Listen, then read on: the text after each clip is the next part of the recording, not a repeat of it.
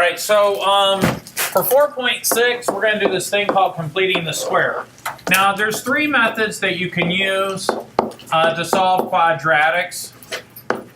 The one way yesterday was like factoring. Actually, I would say there's probably four. But yesterday we did factoring, and then we used our calculator to double check. So you could do it by graphing, and you could do it by factoring. But today we're going to learn a technique called completing the square. And then the last way to solve quadratics is to use the quadratic formula. Okay, and so let's just look at the example. We'll just go through some examples. And if you have a question, just wait until we're done with the example, and then I'll try to answer the questions that way. Because this is it's kind of a process, and I want to go through the process once or twice, and then go from there and see where we end up.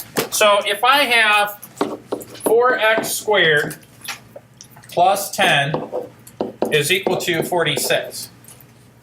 All right, now believe it or not, we can actually solve this one. Now yesterday we tried to factor some things, but when we factor things, remember that we're used to seeing our quadratics look like this: ax squared plus bx plus c equals 0. Well, for completing the square, we're going to do something a little different. What we like to do is we like to kind of start with something like this. Okay? And so sometimes we need to move things over to the other side and things of that nature. But looking at this, I don't have x raised to the first power.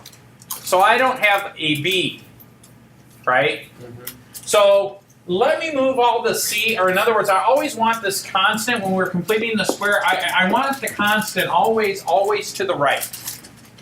And you'll see why in a second. So what I'm going to do is I'm going to subtract 10 from here. These will cancel, and I get 4x squared is equal to 36.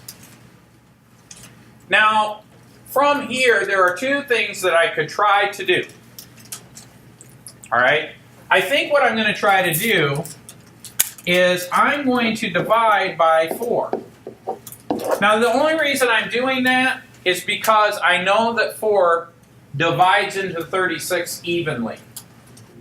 If I would have gotten some crazy decimal or some crazy fraction or something like that, I probably wouldn't do that. I'd just take the square root of both sides. So but I am going to do it this way, and I get x squared is equal to 9. Now, I could take the square root of both sides. This is why it's called completing the square, right? Because we're going to take the square root of this perfect squares.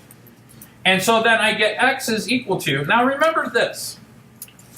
If I say 3 squared equals 9, then the square root of 9 equals 3. Yeah, but don't forget, this is what we call the principal root.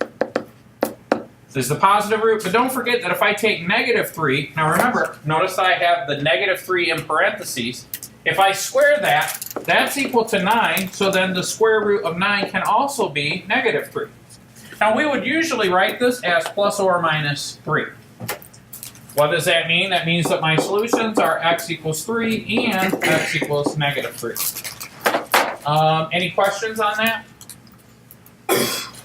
Okay, good. Now you can verify this using the graphing technique that we talked about yesterday, but for time's sake, we're not going to verify all of these on the calculator.